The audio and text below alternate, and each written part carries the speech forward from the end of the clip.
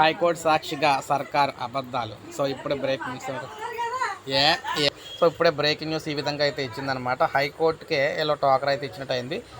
Court భవనాల మౌలిక సదుపాయాల కోసం తమ వాటాగా 30 కోట్లను జమ చేశామని రాష్ట్ర ప్రభుత్వం హైకోర్టు సాక్షిగా చెప్పిన మాట అసత్యమని తేలటంతో ధర్మాసనం విస్మయం వ్యక్తం చేసింది. ఈ వ్యవహారంపై తాము ఎలాంటి వ్యాఖ్యలు చేయదలుచుకోలేదని పేర్కొంది. కేంద్ర ప్రభుత్వం మొదటి విడతగా తాజాగా విడుదల చేసిన 45 కోట్లు, రాష్ట్ర ప్రభుత్వం వాటా 30 కోట్లు, మొత్తం 75 కోట్లను వచ్చే బుధవారంలోపు తన నియంత్రణలో ఉండే సింగిల్ నోడల్ ఏజెన్సీ ఖాతాలో జమ చేయాలని తేల్చెప్పింది.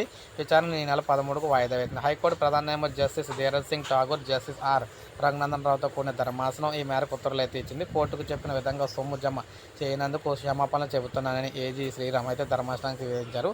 ఉమ్మడి కృష్ణా జిల్లా గన్నవరంలో కోర్టుకు కొత్త భవన నిర్మించకపోవడం, పాత భవనాన్ని కనీస మరమ్మతు చేయకపోవడాన్ని సవాల్ చేస్తూ గన్నవరం మండలం వీర పన్నేని గూడానికి చెందిన దేవి రెడ్డి రాజశేఖర్ రెడ్డి 2022లో హైకోర్టులో పిటిషన్ దాఖలు చేశారు. దీనిపై విచారణ జరుపుతున్న హైకోర్టు రాష్ట్రంలో కోర్టు భవన నిర్మాణ ప్రాజెక్టుల పరిస్థితిపై దృష్టి సారించింది. కొన్ని భవనాల నిర్మాణాలు 5 ఏళ్ల కిందట ప్రారంభమైన ఇప్పటికీ 10% కూడా పూర్తి కాలేదని ఈ విచారణలో ఆందోళన వ్యక్తం చేసింది.